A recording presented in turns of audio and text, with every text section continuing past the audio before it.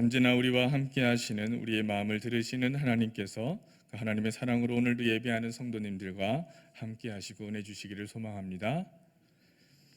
2022년 새해가 밝았습니다. 새해를 맞이할 때마다 우리는 가슴 벅차다라는 표현들을 쓰는데 올해는 차마 그런 어구를 사용하지 못하는 우리의 마음들인 것 같습니다.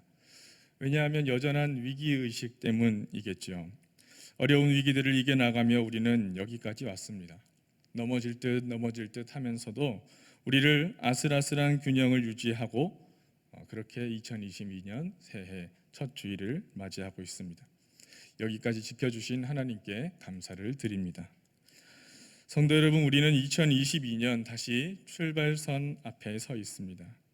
새롭게 뭔가를 다짐할 수 있다는 사실이 또 감사하기도 합니다.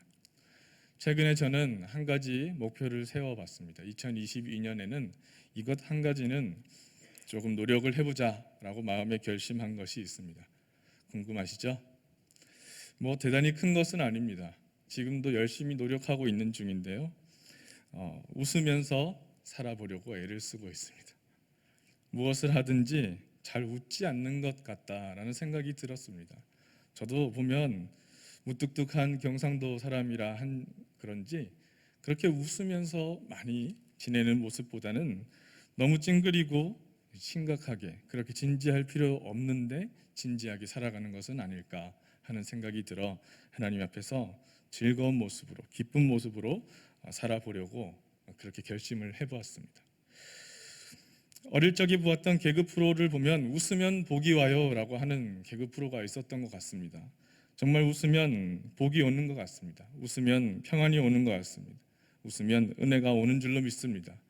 웃으면 감사가 우리에게 임하는 줄로 믿습니다. 얼굴이 웃으면 우리의 마음도 웃게 된다라는 글귀가 있더라고요. 내가 웃으면 내 마음이 웃게 되고 또 내가 웃으면 내 옆에 있는 사람이 함께 웃을 수 있다라는 것이죠. 우리가 살아가는 세상은 곁에 선 사람과 함께 웃을 수 있는 세상이 아니라 함께 경쟁하고 또 밀어내고 또 함께 달려나가야 할 그런 메이트로 생각하고 살아가게 됩니다. 함께 마음을 나누고 손을 잡고 그렇게 달려가야 할 사람, 벗으로 삼을 수 있는 사람이 있다면 우리의 삶이 얼마나 든든해질까 하는 생각이 또 듭니다. 새해 첫 주일을 맞아서 이제 우리가 함께 나눌 말씀, 바울 사도의 삶을 이끌었던 그 영적인 원리를 짚어보면서 말씀을 한번 나눠보고자 합니다. 성도 여러분, 오늘 한 해를 시작하면서 여러분들은 어떤 길을 걸어가고자 결심하셨습니까? 길을 가기 위해서는 목적지가 필요하고 또 그 목적지가 설정되기 위해서는 어떤 이유가 필요합니다. 그냥 결정되어지는 것이 아니라 우리의 삶의 목적 그리고 방향이 결정되기 위해서는 그 삶의 목적을 정한 이유와 또 가치 그리고 소명, 무엇이라고 표현되어져도 무방하지만 그것이 필요한 것이죠. 오늘 소개되는 바울은 분명한 목적을 가진 사람이었습니다. 잘 아는 것처럼 그는 삶의 터닝 포인트가 일어난 사람이었습니다. 박해하는 자에서부터 박해받는 자가 되어지는 변화의 삶을 살았던 사람이죠. 그것은 쉬운 일이 아니었을 것입니다. 그런데 그는 다메섹에서 만난 주님 때문에 그런 변화가 일어납니다.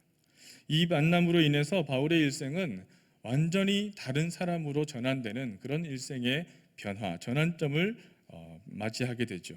그만큼 그 만남은 굉장히 압도적이었다라고 표현할 수 있을 것입니다. 여러분, 그런 만남이 있으십니까?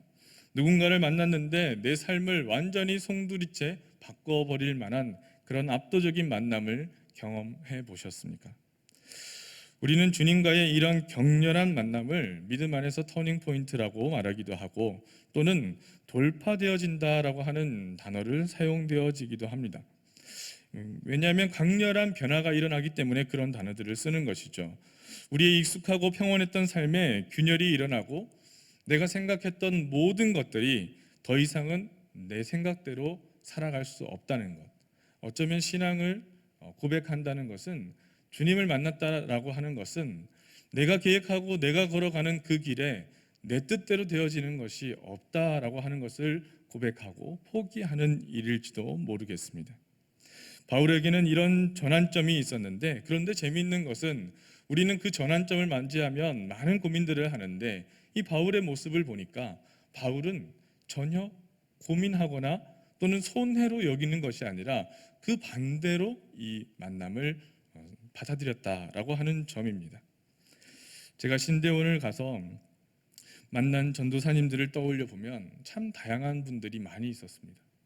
어떤 분은 공무원을 하시다가, 또 어떤 분은 선생님을 하시다가, 또 어떤 분은 항공사 직원으로 계시다가, 꽤나 큰 회사의 CEO로 계시다가, 심지어는 너무 덩치가 큰 전도사님이 계시길래 저분을 어디서 뵌 것 같은데 라고 생각을 했더니, 이름만 들어도 기억이 날 만한 씨름 선수도 계셨습니다.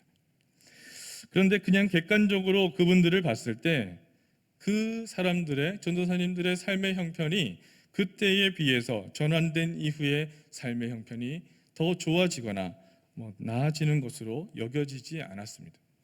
아니, 어쩌면 어떤 사람들은 너무나도 힘든 상황으로 바뀌어져서 참 힘들겠다, 어려워지셨구나 하는 걱정이 생기는 분들도 많이 계셨습니다. 그런데 한결같이 공통점으로 다들 은혜를 입었다라고 표현을 합니다. 은혜를 입었다. 왜 이런 일이 있었나라는 생각을 가지고 손해를 봤다라고 하는 사람이 없습니다. 나는 은혜를 입었다라고 고백하는 것입니다.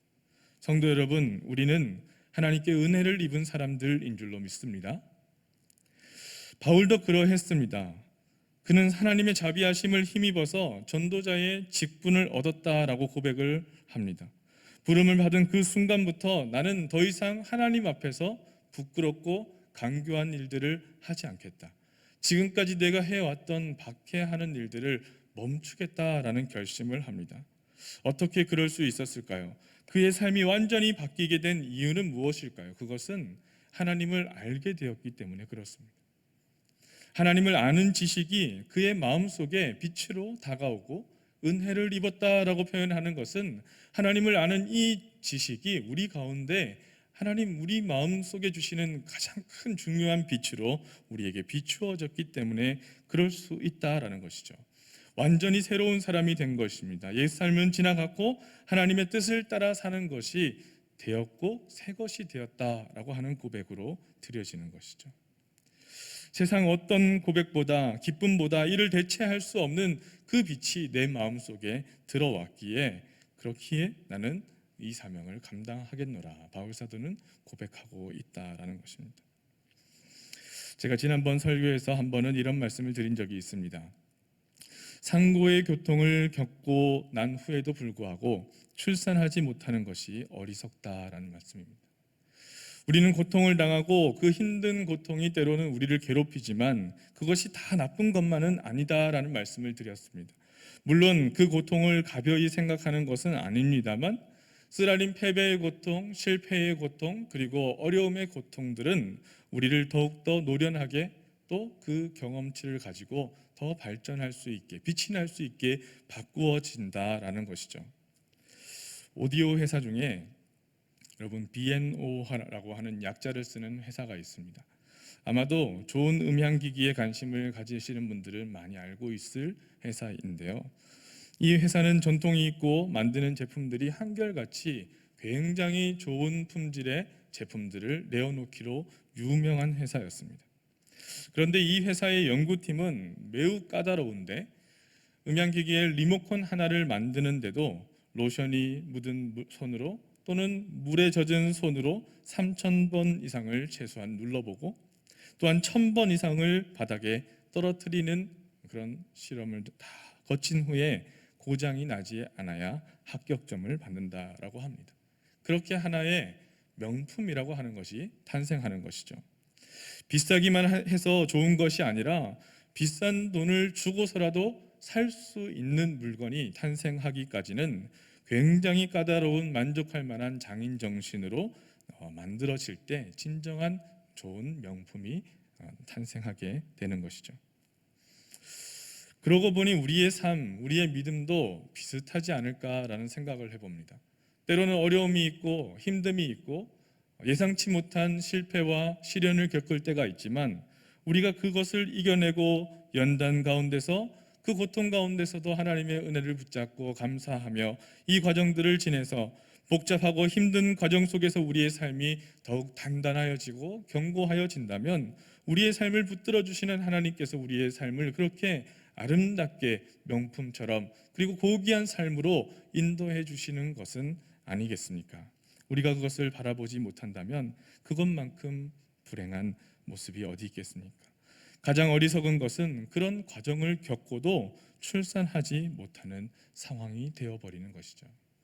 바라기는 우리의 시간들, 어려운 시기를 지나가는 모든 순간들을 통해서 더욱더 빛이 나는 삶이 되시기를 소망합니다. 성도 여러분, 우리는 주님을 만났습니다. 바울 사도처럼 우리는 그리스도를 주로 고백하는 믿음을 고백하였고 그 믿음을 주셨습니다.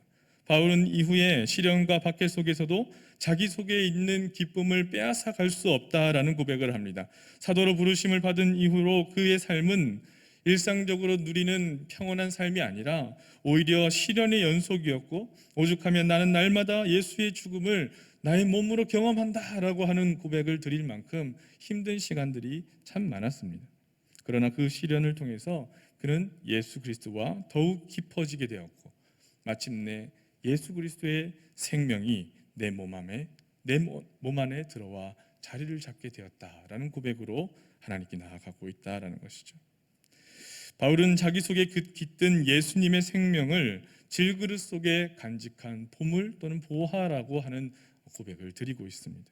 로마서 8장 35절의 말씀을 보면 누가 우리를 그리스도의 사랑에서 끊으리요 환난이나 공고나 박해나 기근이나 적신이나 위험이나 칼이랴 라고 고백합니다.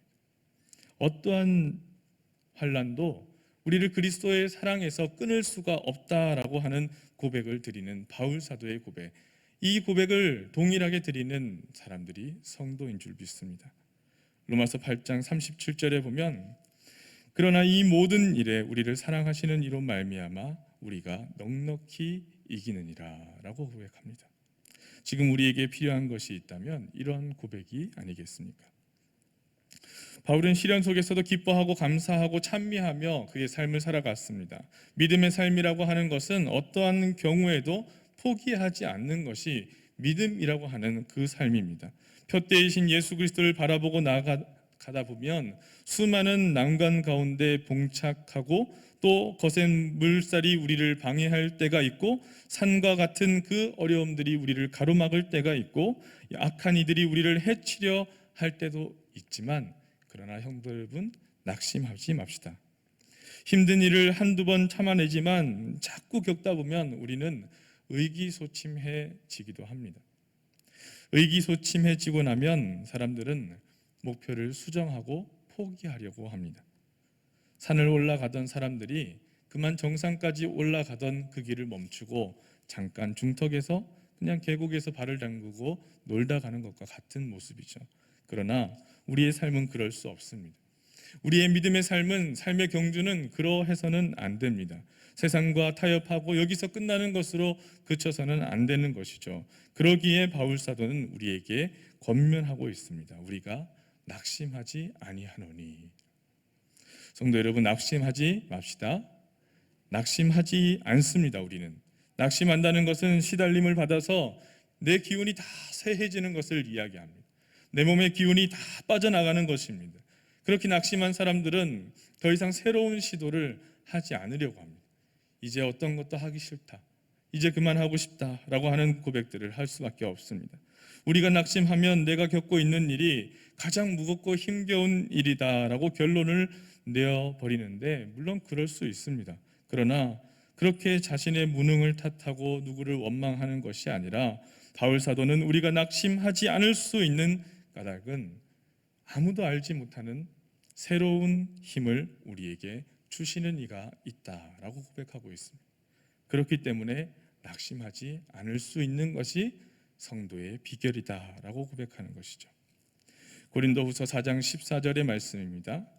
주 예수를 다시 살리신 이가 예수와 함께 우리도 다시 살리사 너희와 함께 그 앞에 서게 하실 줄을 아노라.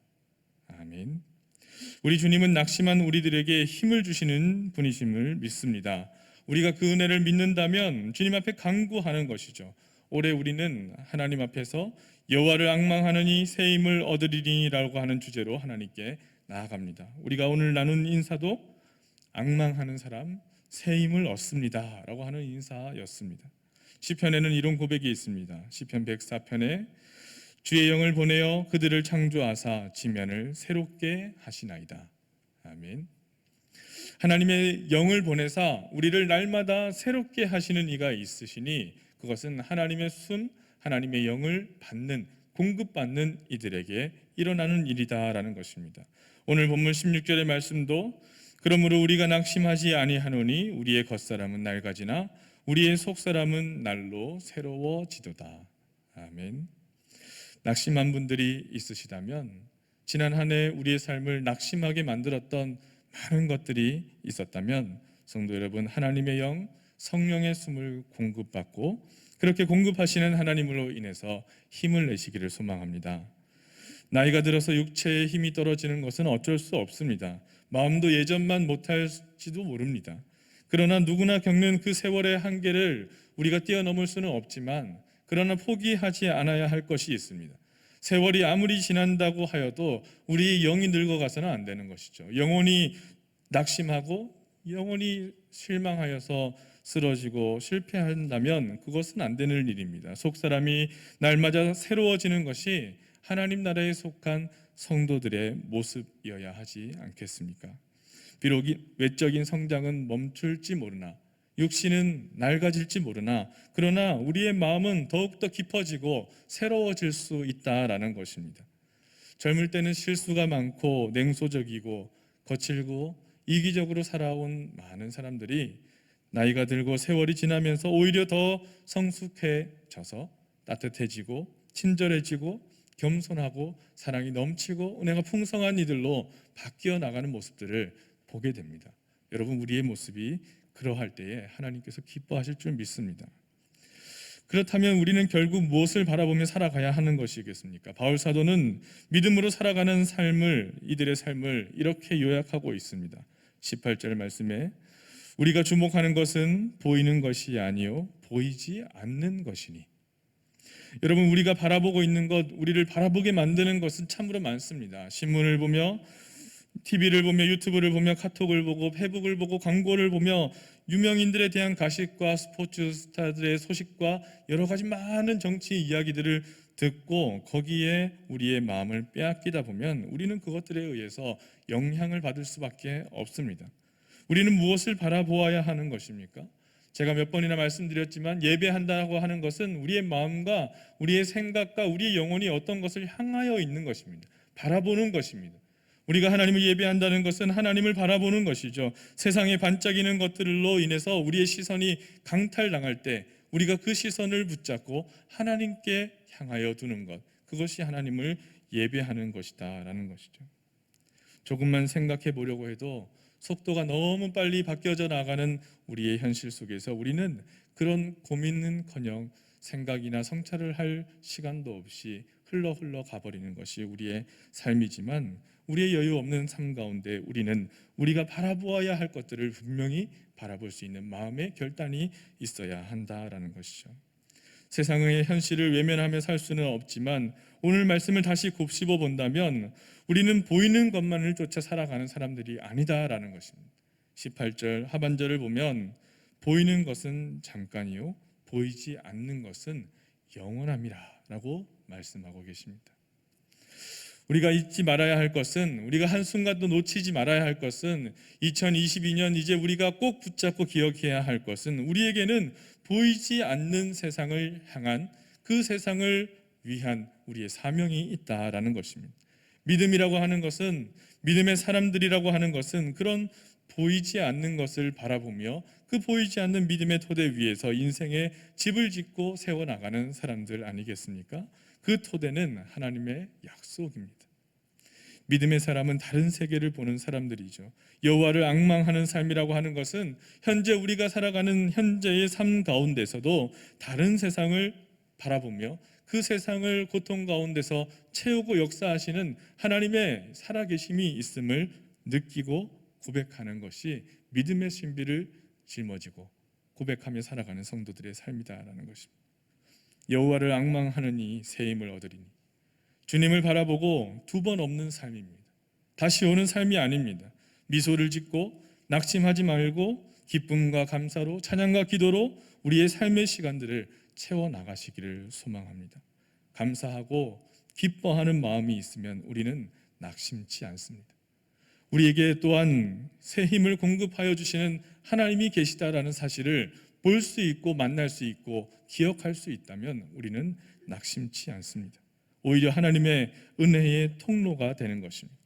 보이지 않는 것을 바라보며 하나님과 함께 꿈을 꾸며 그날을 바라보며 믿음과 사랑과 은혜의 역사를 써나가는 2022년 한 해가 되시기를, 또 용기 내어 살아가시는 귀한 왕중 성도님들이 다 되시기를 주님의 이름으로 축원합니다. 기도드리겠습니다.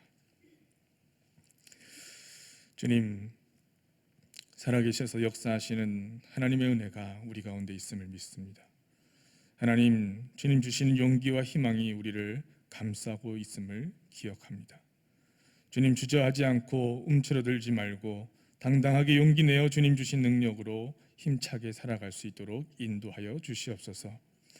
어려운 일이 많으나 외로운 일이 많으나 힘들고 아파 주저할 때도 있지만, 그러나 우리를 감싸 안으시고 내가 걸어갈 때 동행하시며 친구가 되어주시고 내 마음 다 아시는 주님께서 함께 하시니, 주님 그 믿음, 그 사랑, 그 은혜 기억하며 주님과 함께 주님만을 바라보며 앙망하며 새 힘을 얻고 독수리 날개쳐 올라감같이 일어나 주님 주신 사명들을 잘 감당하며 살아가는 주의 귀한 성도들 다 되게 인도하여 주시옵소서.